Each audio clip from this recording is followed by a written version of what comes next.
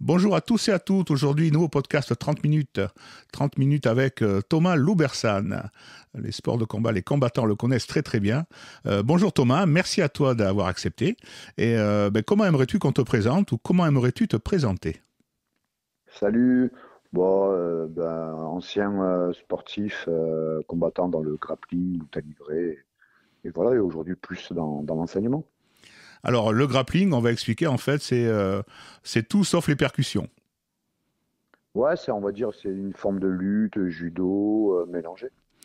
Et plus précisément, c'est le jiu-jitsu brésilien, c'est ça? C'est ça, alors moi je suis sans kimono, ce qu'on appelle no gi, gi c'est le kimono, donc c'est le jiu-jitsu brésilien sans kimono, le grappling. Quelle différence il y a alors, parce qu'il doit y en avoir au niveau technique, entre avec ou sans kimono? Déjà, les prises, les appuis, tu joues plus avec ton corps quand tu es sans kimono? Je vais dire que ce serait comme comparer le judo et la lutte, les différences. C'est le fait D'accord, que il y a un kimono et il n'y a pas de kimono, donc automatiquement, ça va changer. Par exemple, le fait que tu sois grippé, tu vas rester peut-être à une certaine distance, alors que si tu n'as pas le grip, tu ne te fais pas attraper, donc tu peux peut-être avoir de la mobilité in-out, sortir, changer les distances beaucoup plus d'accord. facilement. Tu vas avoir des leviers dans un, tu vas plutôt avoir des dynamiques et des fermetures plus facilement dans l'autre. Je dirais que le fait que tu n'aies pas le kimono, tu as plus l'utilisation de ton corps. D'accord, ok. Donc, dans les deux, il y aura aussi un travail de la biomécanique, mais il y en aura encore plus en nogi, comme du fait qu'on va travailler beaucoup plus sur le corps. Et toi, qu'est-ce qui t'a amené en fait? Tu as essayé les deux, je suppose, et tu as préféré travailler sans kimono?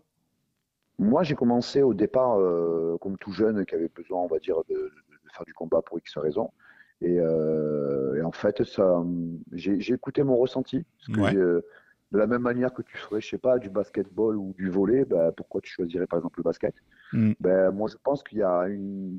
En fait, le sport, on le choisit beaucoup plus profondément qu'on le pense. Il va répondre déjà à beaucoup de critères sans pourtant comprendre vraiment le sport. Hmm. C'est-à-dire que ton ressenti, ton cœur, ton intuition, tes qualités biomécaniques, Hmm. tes La notion de préférentiels vont plaisir faire que. aussi. Hmm. Voilà, et le plaisir est un des critères. Moi, c'est ce qui m'a de suite répondu à l'instant T. Ça veut dire que j'avais peut-être à cette époque-là, moi j'ai commencé en 2004, c'était aussi un besoin de défouloir. D'accord. Euh, donc ouais, et moi je suis quelqu'un qui exprime beaucoup, on va dire, qui a un rythme assez explosif, qui est de Hmm. la mobilité. Hmm. Donc à l'inverse, le kimono, c'était pas grave pour moi, je me sentais contenu. D'accord, Donc ok. alors que l'autre, je me sentais avoir des capacités à jouer les distances et les dynamiques de mouvement. Ouais, parce qu'en fait, enfance compliquée, adolescence compliquée, Ouais, bagarreur, et donc tu te tournes vers le sport de combat avec un physique, comme on dit dans le rugby, un beau bébé, 1m76 pour plus de 90 kilos, si je me rappelle ouais, bien. en gros. En gros, donc, de suite, donc tu as quand même 5 titres de champion du monde, si je crois, 3 titres de champion d'Europe. Tu gagnes les Panaméricains. Tu peux nous expliquer ce que c'est que les Panaméricains? C'est une des plus grandes Les compétitions au monde. Panaméricains, ouais, pour le grand public, on va dire que c'est la Champions League au football. D'accord, ok, d'accord. En fait, les Panaméricains, surtout en plus à l'époque où moi j'y étais, c'était le deuxième plus gros tournoi au monde. On va dire qu'il y avait le championnat du monde. Derrière le deuxième tournoi, c'était les Panaméricains. D'accord. À savoir que par exemple, il y a des gens qui ont fait leur carrière juste parce qu'ils ont gagné les Panaméricains, parce que c'était déjà énorme. C'est une Les espèce de Jeux Panaméricains. olympiques de la discipline. Non, ça c'est la DCC. On C'est va la dire DCC, d'accord. La DCC, on va dire que c'est les Jeux olympiques. Le championnat du monde classique et les Panaméricains, on va dire, c'est le deuxième plus gros tournoi derrière. C'est un peu la Champions League au football. Normalement, dans certains sports, c'est exclusivement aux gens de l'Amérique. Mais Ouais, là, les Panaméricains sont autorisés à tout le monde, aux Européens, à tout le monde. d'accord, ok. Comme les GF, les Europes sont ouverts aussi aux Américains, aux Brésiliens ou autres. Donc, la D'accord. fédération ouvre à l'international. Donc, en Europe, on n'est que deux à l'avoir gagné, c'est Gunnar Nelson et moi. D'accord, ok. Ouais, donc c'est extrêmement En- rare. Et si j'ai bien compris, tu as t'as 250 combats et plus de 185 victoires. Si j'ai Ouais, j'ai bien. 200 combats, Ouais. environ 200 combats, 185 victoires. Et donc au départ, tu te basais sur ton physique, sur tes qualités techniques et physiques, ou tu as toujours aimé analyser, comprendre, parce qu'au fil de mes recherches, j'ai vu que tu étais quand même quelqu'un, enfin en tout cas maintenant, qui aime analyser, qui aime comprendre, qui aime travailler avec sa tête, et qui aime transmettre le fait de travailler avec sa tête. Mais quand tu as débuté, tu étais plutôt comment? Tu étais un instinctif? Bon, au début, je dirais plutôt un instinctif et gros physique. Ouais. Donc, c'est venu après, au fur et à mesure, on va dire, la stratégie, l'intelligence de combat, elle a été développée par mon maître, qui était Roberto Leitao, Mhm. euh, qui est justement, lui, n'avait pas forcément cet aspect trop compétiteur, mais qui était vraiment le côté ingénieur, c'était un ingénieur dans la vie. Mhm. Donc, avait ce côté très réfléchi sur la biomécanique Mhm. et une très, très, très grosse expérience. Et après, il était vraiment, voilà, il était au milieu de, à l'époque, moi je l'ai rencontré, c'était à Nova União, c'était le club où il y a José Aldo qui est sorti, entre autres. Mhm. Son fils, c'est l'entraîneur de l'équipe de lutte olympique du Mhm. Brésil. Donc voilà, c'était J'ai lu une une très, phrase très de grosse lui expérience. que tu Mm. avais dit et qui m'a bien fait sourire. Quand un mec de 71 ans ou 72 ans te met une branlée, ça fait réfléchir et progresser rapidement. Bien sûr, C'est ça. Il était vraiment, enfin voilà, c'était vraiment le maître de la discipline. bien sûr. Je veux dire, je pense dans beaucoup de milieux et à plusieurs phases d'âge, à un moment, quand tu as quelqu'un, il y a 40, il n'est pas censé te battre, on va dire. Ouais, ouais, Donc, si toi, jeune, on va dire, tu fais pas le bourrin pour éviter la blessure, ouais, tu lèves un petit peu le pied physiquement et tu te rends compte il y a un puits de savoir. Tu te dis, ah, ouais. qu'est-ce que c'est que ce truc? Donc, effectivement, et moi, j'ai plusieurs amis qui se sont retrouvés dans la situation, qui étaient choqués. Donc, je pense que tu es deux fois plus sensibilisé quand tu as une personne de cet âge-là qui te fait quelque chose Ouais. qu'un jeune, parce que tu peux facilement te trouver des prétextes, oui, Ouais, ou des excuses, comprendre il que est plus bon, il est fort, il est plus bon, mais costaud. Ouais, ouais, voilà, et même s'il est plus fort, tu te dis, bon, tu as une notion de 4-5 ans pour pouvoir le rattraper ou autre. ouais. Mais là, tu te dis, non, c'est vraiment, c'est Il y a très un très puits, loin, quoi. quoi. Ça a été une Ouais. personne très importante, si j'ai bien compris, dans ton parcours. C'était Oui, vraiment, ça a été un déclencheur sur une manière de travailler, sur une manière d'être, sur une manière de pratiquer. oui, oui. Mais non seulement dans le sport, quand j'étais dans le sport, alors il nous a quittés pendant le Covid, et je dirais même que plus le temps passe, plus je me rends compte que c'est quelqu'un qui est très important dans ma vie. Ça veut dire que déjà à la fin de ma carrière, je me sentais qu'il avait presque un rôle on va dire, de grand-père, Ouais. parce qu'il ne donnait pas que de la technique ou du mental ou autre, il donnait des vrais conseils de vie, de la sagesse, de la Oui, ça bienveillance, et dépassait le strict domaine du ah oui, sport, voilà. Euh, complètement. ok. Et ce personnage, en fait, comment tu as été amené à le rencontrer? Comment tu l'as Ben moi, j'ai découvert? commencé en 2004, je commençais MMA, donc à l'époque, je combattais en pancras, j'ai fait une dizaine de combats, et je me préparais, j'allais au Brésil faire un voyage, et après, j'y allais régulièrement. Je passais à peu près 2 mois, tous les 6 mois au Brésil, j'ai dû faire ça 8-10 fois. Mhm. Et donc, j'ai quasiment fait, on va dire, 2 ans effectif au Brésil. Et j'allais tout le temps au même endroit, à la Nova União. C'était la meilleure équipe au monde des poids légers. Donc, c'est de là où est sorti José Aldo. À l'époque, il y avait Marlon Sandro, Marco Loro, Doudou Dantas. Il y avait beaucoup, beaucoup, beaucoup de gens. Il y avait Shaolin, Thales Letes. C'était vraiment une très grosse équipe. C'était Flamengo à Rio. Et il allait là. Il venait, il passait, il repartait. Parce qu'il faisait ça dans deux, trois clubs. Chez Pedro Rizzo, chez Hugo Duarte et l'équipe de lutte olympique. Et il passait. En fait, il avait ses routines. Il avait un jour sur deux, il faisait on va dire, du rééquilibrage physique, de la préparation physique Ouais. adaptation. Et un jour sur deux, il venait sur tatami. Encore. Et il a fait ça jusqu'au dernier jour de sa vie. D'ailleurs, il a attrapé le Covid, je ne sais pas comment, mais il a attrapé le Covid pendant le Covid et il est décédé de ça. Parce D'accord. que je pense qu'il est resté sur le tapis jusqu'à la fin de sa vie. En fait, il est mort, ou en tout cas, jusqu'au bout, il a vécu de ce qu'il aimait, de ce qu'il était, en fait. C'était Ouais, son. c'était un passionné, Ouais. même en dehors de ça. C'est-à-dire que, et en plus, il avait une forme d'équilibre, hein. Il avait un jour de soins de corps, d'entretien, un jour Mm, de combat. Après, tu pouvais le voir dessiner, faire de la musique. mm, C'était quelqu'un qui avait beaucoup de passion dans sa mm. vie. La passion avait une grande place dans sa vie. Ça fait penser aux samouraïs qui étaient des maîtres de l'épée, mais qui pouvaient faire la cérémonie du thé, ou la cérémonie des fleurs, ou la calligraphie. C'est des gens qui Mm. avaient une ouverture d'esprit. Et il t'a donné cette ouverture d'esprit, enfin, ou tu avais déjà, puisque tu étais en quête de quelque chose, tu avais déjà cette ouverture d'esprit, et tu as pris de ces. Par exemple, dans tes loisirs, il y a des choses que tu fais qui n'ont rien à voir avec le combat. Je suis quelqu'un de passionné. Alors après, je suis encore jeune, on va dire, mais là, j'ai 45 ans, je suis sur 46, donc c'est vrai que je suis dans une autre recherche aujourd'hui. Ouais. Mais je pense que oui, dans mes critères, dans ce que je cherche et dans ce que je pratique, j'ai la passion, Mm, même avant le maître. Je pense qu'on trouve ce qu'on dit, on trouve son maître et le maître trouve son élève. C'est-à-dire que mm, parfois, il y a eu plein de choses qui m'ont aidé à révéler, mais au fond, il y a plein de choses, tu dis, mais c'est exactement comme ce que je pense, ou ce que la manière dont je perçois certaines choses à certains moments. Moi, je pense que un maître ou une bonne rencontre t'aide à te révéler. Mm. C'est-à-dire que des choses Ouais. que tu as déjà parce qu'il m'a donné quelques déclics et des mécaniques. Et en fait, de ça, c'est là où je me rends compte que c'est complètement naturel pour moi, parce qu'en fait, j'ai personnalisé après tout mon univers, Ouais. alors que ça touche dedans, mais 80% que ce que je peux enseigner aujourd'hui, ça n'a jamais été dit par lui. C'est-à-dire que c'est pas des copies-collées de ce que j'ai appris, Ouais, mais ouais. la mécanique, la manière de voir et tout, La ça a été pédagogie, tu dirais, la pédagogie, la ouais, transmission. l'angle sur lequel se positionner pour voir les choses, on va dire. Ouais. Voilà, Et- le recul, pour prendre la position sur à quel endroit tu te mets pour analyser et voir les choses, là, il m'a beaucoup aidé sur ça. Et après, par contre, ben, voilà, de mes yeux, on va dire, j'observe avec ma manière de penser. ouais. Mais ouais, il m'a appris ça. Je pense que c'est de par son âge et son expérience. Ouais. Je sais qu'il y a une phrase, enfin, les maîtres samouraïs disaient, quand l'élève est prêt, le maître est là. Et je crois que, en fait, il n'y a pas de hasard. Il n'y a pas de hasard si tu as rencontré cette personne et si elle a eu cette influence. Et tu dirais que maintenant, donc maintenant que tu es passé dans une phase d'enseignement et que, alors tu as personnalisé tout ça, et ton enseignement, en fait, tu le bases sur quoi? Qu'est-ce qui est important pour toi pour transmettre? Comment on peut être un bon transmetteur, un bon facilitateur? Je pense qu'il faut donner tout simplement ce que tu penses qui est bon en toi-même.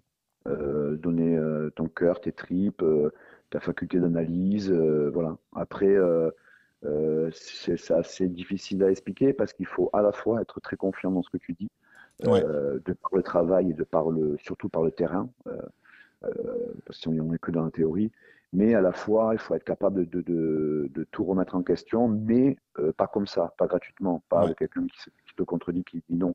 Ça veut dire, explique-moi pourquoi, qu'est-ce que tu amènes, quelle est la mise à jour, parce que au fond, le combat, comme beaucoup de choses, c'est beaucoup de cycles, et c'est une constante évolution. Hmm. Donc, il faut être confiant, mais à chercher la réadaptation. En fait, c'est une banalité, mais le premier combat, finalement, c'est contre soi ou c'est avec soi. Oui, Euh, oui.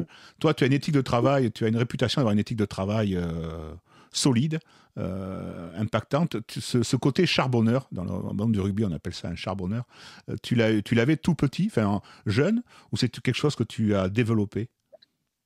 Non, je pense que j'ai toujours eu. Je pense que comme j'ai eu une enfance très particulière, voilà, ça rentrait là-dedans, mais je pense que Mm. j'ai été dans ma bulle. Et je pense que du coup, j'ai ni été à l'école, quoi, vraiment trop été à l'école, vraiment trop de famille, vraiment tout. Donc j'avais ma bulle et dans cette bulle-là, ben, je pense que j'ai été très loin. C'est-à-dire que Mm. j'ai poussé tout mon univers. Et effectivement, peut-être que toute mon énergie, mes pensées, étaient centralisées là-dedans. Donc peut-être pour quelqu'un qui a une vie, on va dire, assez classique, Mm. il serait peut-être très étonné que moi, je mette 20 heures par jour sur une seule chose, quoi. Donc moi, ben, j'avais mon univers, je pensais qu'à ça et voilà, c'est pour ça que j'ai connu par exemple les femmes très tard, la fête, les restaurants, je ne connaissais pas. Ouais. J'étais vraiment sport, sport, sport. C'était en fait, c'était pour trouver une place, pour trouver une raison d'être, Pour trouver ta pour trouver place. une Ouais. forme Mm. ouais, une chose dans laquelle s'épanouir et même une forme d'aller voir son psychologue tous les jours. Ouais. Quand tu as 20 ans, déjà, tu n'es pas prêt à parler, tu n'as Ouais. pas l'argent, tu as payé 50 euros chaque fois que tu dois y aller, alors que j'ai besoin de parler matin, midi, soir. Bah, le Ouais. sport, c'était ça. C'était un peu le psy gratuit, en fait. C'était le Mm. psy que tu pouvais aller voir à tout moment sans prendre rendez-vous, te Mm. défouloir. Maintenant, voilà, il n'y a pas le dialogue, il y a beaucoup de ressentis. Ça va aider pour certains sacs et ça m'a aidé beaucoup à me construire certaines choses. Ça m'a donné confiance et ça m'a amené, je pense, dans un monde adulte avec certains sujets, on va dire, compris Mm. et à aborder. Après, aujourd'hui, je me rends compte qu'il ben, n'y a pas que le combat, parce que j'ai voué toute Ouais. autre vie à ça. Ouais. Ouais. Je me rends compte que justement, il y a l'antagoniste. Donc, c'est ça qui Ça, c'est la complexe. C'est-à-dire que sagesse, moi, en fait. C'est la sagesse qui arrive à partir d'un certain âge. il y a la sagesse. Mais quoi qu'il arrive, c'est bizarre parce que j'ai construit une grande chose sur laquelle s'asseoir aujourd'hui et pouvoir travailler, mais avec un grand déséquilibre. Donc aujourd'hui, je trouve un équilibre dans un déséquilibre parce que je ne veux pas Ouais. devenir aussi trop équilibré. Ouais. Parce que je pense que c'est pas vraiment ce qu'on recherche. Mm. Parce que si demain tu as une femme et un boulot et que tout est platonique, je pense que tu te fais chier, tu te casses. Donc moi, c'est ça, c'est que j'ai eu une vie avec, on va dire, beaucoup de montagnes russes. J'essaye de rééquilibrer de par ma sagesse et par mon âge aujourd'hui, mais Mm. de maintenir ce qui Ce a qui en fait ta moi. force, ce qui fait ta Ouais, personnalité et ta force de caractère. oui. Et c'est ça, c'est ce truc d'être à fond dans quelque chose. Quelque chose qui m'a interpellé, moi je me suis renseigné bien sûr dans ton enfance, ton adolescence, mais quand on voit tes vidéos sur YouTube ou quand on voit enfin, quand tu es filmé, tu as une espèce de relâchement. Moi la première impression que je t'ai vu sur une longue interview sur YouTube, c'est un gars apaisé. Voilà. Apaisé et apaisant. Tu avais les muscles relâchés, le sourire, ça parlait, enfin, tu parlais avec ton cœur, mais on sentait vraiment quelque chose, une espèce de sérénité. Est-ce que tu dirais ça maintenant, que tu es dans une espèce de sérénité, une espèce de tranquillité d'âme et d'esprit? Alors, si je regarde par rapport à derrière, complètement, oui. Si je regarde devant ou même au présent, je peux être encore vraiment beaucoup plus relâché. D'accord, C'est-à-dire ok. que, ouais, c'est que tu sais, ça dépend à quel moment tu prends la personne. Hmm. Si tu la prends à un certain moment, tu vas la trouver très apaisée, tu vas la prendre à d'autres moments, tu vas la trouver un peu plus tendue. Ouais. Donc, oui, aujourd'hui, sur beaucoup de situations, je me sens tranquille, apaisé, épanoui, très content. Et En fait, à certains moments, j'aimerais avoir plus de gestion sur certaines choses encore. ouais, tu sens qu'il y a t'as encore une marge de progression, tu as encore une Ouais, grande marge. j'essaie d'apprendre que l'émotionnel, parce que moi j'ai beaucoup fonctionné à l'émotionnel au combat, Ouais, ça a été une essence, le cœur, les tripes, c'est une essence dans le combat. ouais, Et dans la vie, il faut pas le mettre tout le temps partout. Et ouais, tout à fait, ouais. ouais, Hmm, hmm. voilà, donc je peux être apaisé, oui, mais voilà, aujourd'hui je suis dans une étape de la vie où je fais attention à mon environnement et justement que cet apaisement se propage de plus en plus sur tous les moments. En fait, tu fais attention à qui tu t'entoures, tu évites les personnes toxiques, Oui, aujourd'hui. les personnes qui te tirent vers le haut. Voilà. J'ai lu une phrase, et ça me fait penser à Mandela, qui disait en fait, je perds jamais en fait. Soit je gagne, soit j'apprends. Finalement, ça pourrait être ta philosophie. Ouais, pour tout le monde, je pense. Ouais. Je pense que de Alors toute pour tout le façon, monde, ça serait le top si tout le monde pensait comme ça. Mais pour toi, en tout cas, je veux dire, tu as quelque chose, tu apprends de chaque expérience finalement, tu emmagasines. Est-ce que tu es quelqu'un qui analyse, je dirais, tu fais des stages, on va en parler, tu fais des entraînements, Est-ce que tu es quelqu'un qui après analyse ce qu'il vient de faire à l'entraînement, ce qu'il a fait la journée de son stage, son ressenti? Est-ce que tu es quelqu'un vraiment qui cherche à comprendre et sans arrêt à faire mieux que ce qu'il a fait? ah ben, je suis dans une hyper activité. Je réfléchis énormément et je pense que c'est dû à mon enfance parce que on a besoin d'une forme de sécurité. Ouais, On tout a à besoin fait. d'une forme, C'est la première chose, hein. Mm. ouais, donc c'est un truc. Alors c'est ce qui a fait ma très grande force. J'analyse beaucoup, j'anticipe certaines choses, ainsi de suite. Donc dans le combat, ça le convient, mais à un certain moment de la vie, je m'apaise de plus en plus, mais je suis un hyperactif. Ouais, les pensées. C'est pour ça qu'aujourd'hui, je vais de plus en plus à considérer des 5-10 minutes par-ci, par-là de respiration pour Ouais. recentrer le flux des pensées.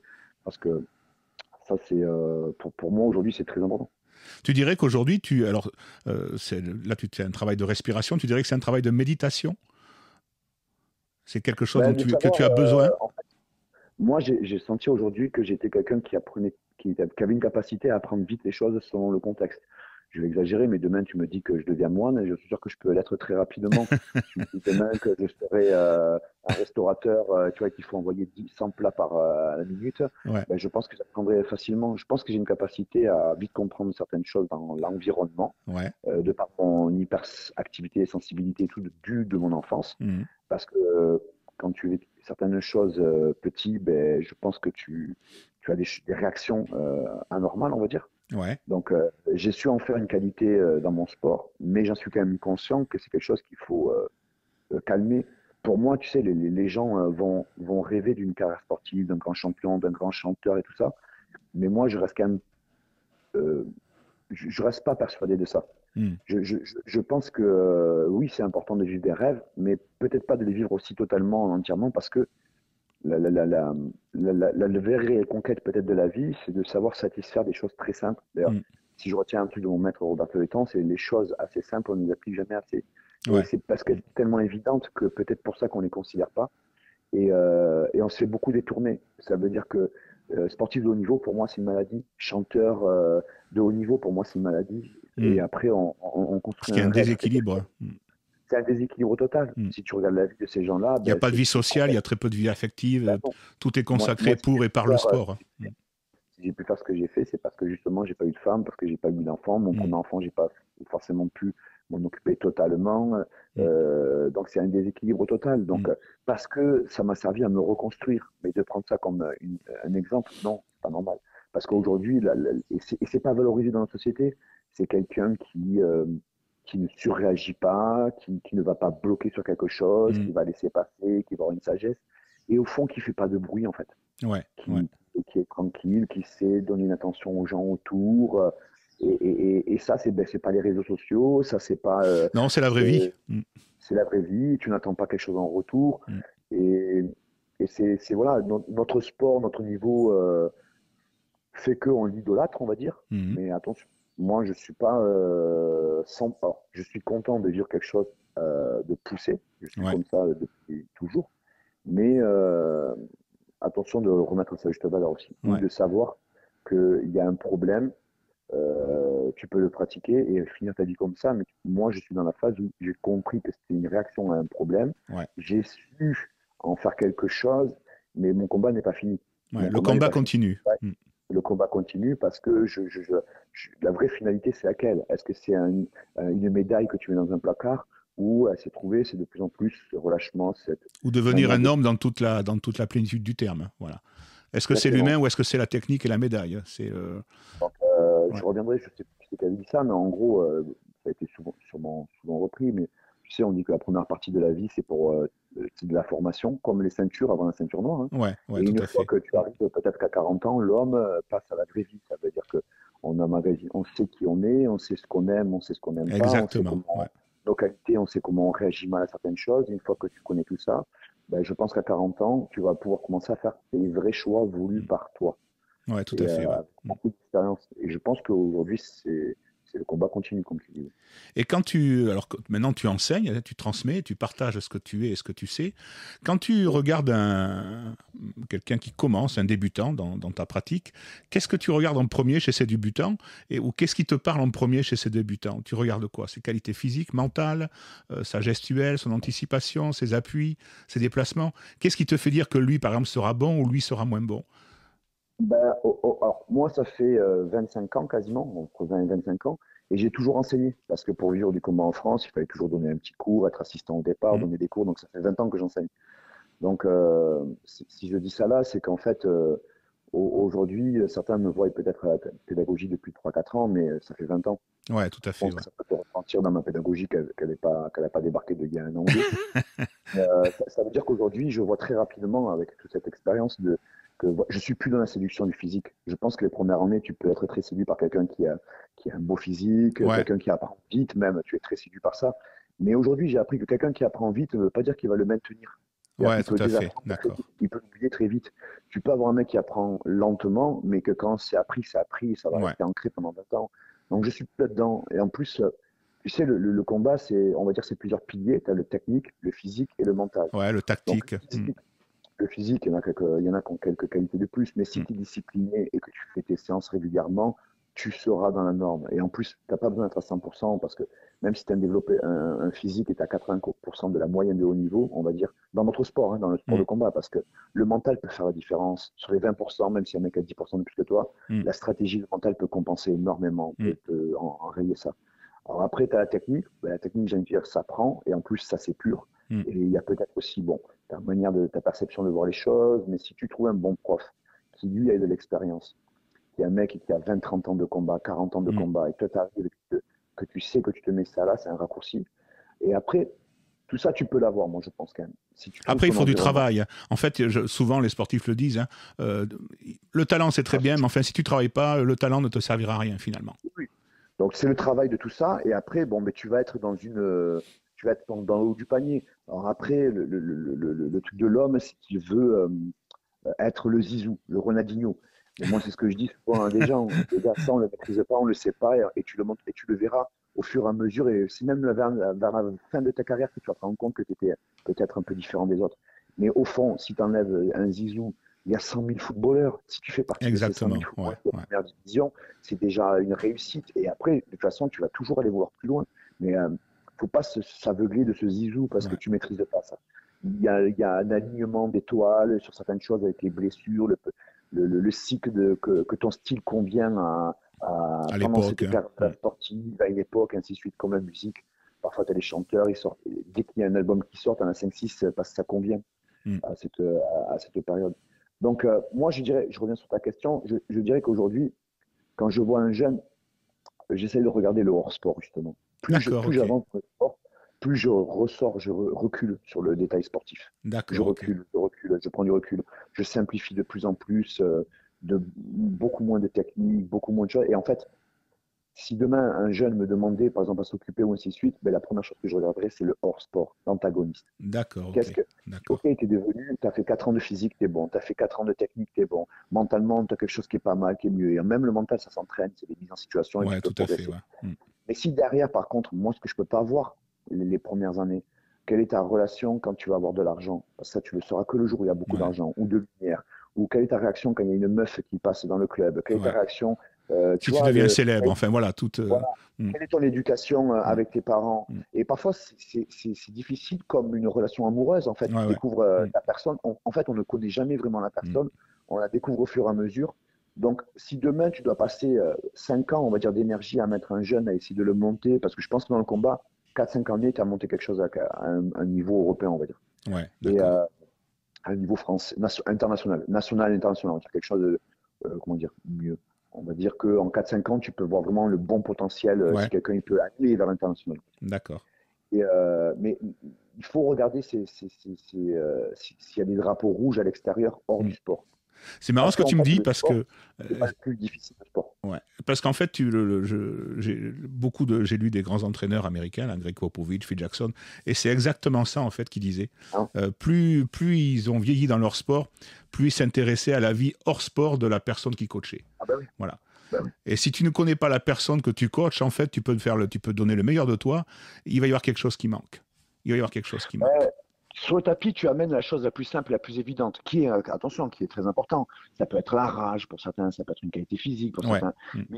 Mais après, quand tu vas passer cette barrière-là, quand tu vas passer derrière, quand tu vas aller plus profondément, ben, si tu vas te rendre compte que c'est les choses qui sont en dehors du tapis, parce qu'en fait, les éléments hors du tapis, c'est ça que tu amènes sur le tapis, la C'est ça la force. force. Mm. C'est ça la force. Et c'est pour ça que parfois il y a certains très grands athlètes qu'on ne comprend pas qu'est-ce qui se passe. Et en Mm. fait, on se rend compte qu'il y en a un qui a fait de la danse classique, il y en a un on se rend compte qu'il a vécu quelque chose en enfance de très particulier, il Ouais. y en a un, on Mm. se rend compte qu'il avait une manière de perception dans son mode de vie très Mm. poétique ou Mm. autre, des choses. Et en fait, on se rend compte que c'est peut-être l'élément qui est le plus important, mais qui est peut-être le plus difficile à déceler. Le plus caché. Contrairement, le plus caché, contrairement à peut-être une qualité physique ou quelqu'un qui apprend à reproduire une technique très rapidement. Mais ça, Mm. c'est c'est comme dans la vie, on sait que c'est pas parce que tu as le bac ou tu as appris très facilement Ah, tout à que fait. c'est l'intelligence et l'adaptation dans la société Tout pour à savoir fait. te construire. Et on sait maintenant d'ailleurs que c'est la personne qui gère le mieux ses émotions qui réussira mieux que la personne qui est très intelligente. Si tu es très intelligent et que tu gères tes émotions, c'est très bien, mais le plus, c'est vraiment les émotions. Et Et tu vois, par exemple, là, on parle vraiment de l'aspect compétiteur, mais par exemple, si un compétiteur, il s'entraîne, on va dire, entre 10 et 14 fois, on va dire 12 fois par semaine, ouais, et ben, c'est que très tard que quand les mecs sont très développés déjà en international, qu'on oserait leur faire une séance un peu atypique. ouais, Alors, tu te rends compte que sur 12 séances, il faudrait qu'ils fassent une séance sur le contrôle des émotions. ouais, Et ouais, si ouais, tu vois les combattants, ils font cet aspect-là, mais dans le sparring, dans le dur et ouais. tout, alors qu'il y a beaucoup de choses à l'extérieur. Mm, Mais faut le comprendre que et c'est par exemple mon maître Roberto Letão, il faisait que me le dire. mm, Thomas, sors de la salle. Et en fait, moi, quand j'étais jeune, j'étais tout dans la performance. ouais, Et mm, moi, quand j'allais au Brésil, je me sacrifiais, j'étais dans le foyer, j'économisais mon argent, mm, je mettais à découvert, je remettais mon découvert pour repartir au Brésil, mm. je dormais sur les matelas par terre, ainsi de suite, voilà, tu t'achetais tout ce C'était qu'il faut pour boire. une vie de moine de sport en fait. Ouais, tu sais, tu vas t'acheter les protéines, tu vas bien manger, tu vas t'acheter la bouffe qu'il faut pour Mm, essayer d'être performant le plus possible. mm, Quand tu as un petit billet, tu vas changer ta paire de baskets, ben, parfois il faut avoir l'argent pour, ainsi de suite. ouais, Et moi, je vais mettre mon maître, je dis, qu'est-ce que je peux faire de plus, maître? Ben, lui, il me disait, va à la plage cet après-midi. Je le regardais, il dit, non, ben, lis un livre. Je le regardais, je suis maître, dans le combat, là, qu'est-ce que je dois faire de plus? Va travailler à mi-temps. Alors, quand il m'a dit ça, je dis, mais je ne comprends pas, en fait.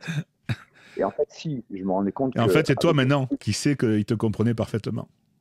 ben, bien sûr, parce qu'à un moment, tu vas pousser quelque chose de très très fort Ouais, et tu vas avoir tes propres limites. Et en fait, la force, au-delà de toi, de tes propres épaules, de ta capacité, ça va être les autres. Ouais. Ça va être parfois quelque chose de la vie qui va te mettre quelque chose que tu n'avais pas prévu et même que tu ne sais pas gérer Ouais. et qu'il va falloir que tu te transcendes. Ouais. Mais dans le combat, en fait, et je pense que ça peut être entre guillemets une différence on pourrait expliquer entre un compétiteur et un combattant. Ça veut dire que le compétiteur, souvent, on lui met un cadre très bien, très très bon. On lui a mis une chambre, il a la massage à telle heure, il a la salle de Ouais, le sport à compétiteur, côté. il est assisté, je dirais. Le combattant, il se débrouille. Ah oui. Et le combattant, avec tout ce qu'on lui met sur les épaules, il doit toujours trouver une solution. Mm. Donc le compétiteur, d'ailleurs, tu le vois, s'il y a quelque chose qui ne va pas dans son staff, on va de suite virer son staff. C'est un scandale, pourquoi il est comme ça, on le laisse dormir comme ça, ainsi de suite. Mais le combattant, il a toujours cette faculté à se battre sur cette chose. Et en fait, on se rend compte que là-dedans, il y a de la force. Mm. Il y a de la force. Alors sur le papier, tu dirais c'est pas ce qu'il faut faire dans un cadre, par exemple, professionnel, sportif. Mais tu te rends compte que après, qu'est-ce qui fait que lui a plus de force que l'autre? Ben parce qu'il a des choses dans la vie en dehors. Mm. Que Ben, ce cadre-là. écoute, ça fait 30 minutes en fait. C'est une belle fin finalement. Je voulais poser d'autres questions, mais bon, 30 minutes et c'est une belle fin en fait. Le sportif de haut niveau n'est pas qu'un sportif. Il y a l'humain, voilà, il y a tout ce qui est derrière. En tout cas, Thomas, merci pour ces 30 minutes. Merci pour ces conseils finalement, ces conseils de vie que tu as vécu, que tu as pratiqué, que maintenant tu transmets. Donc merci à toi. Je voulais parler de tes camps, de Rascamp. Donc j'invite les gens à aller voir sur YouTube. Qu'est-ce que le Rascamp de Thomas Loubersan, ton site, Thomas Loubersan. Merci encore Thomas, merci pour ces 30 minutes et à tous et à toutes, très très bonne journée. Merci à vous. Bonne journée.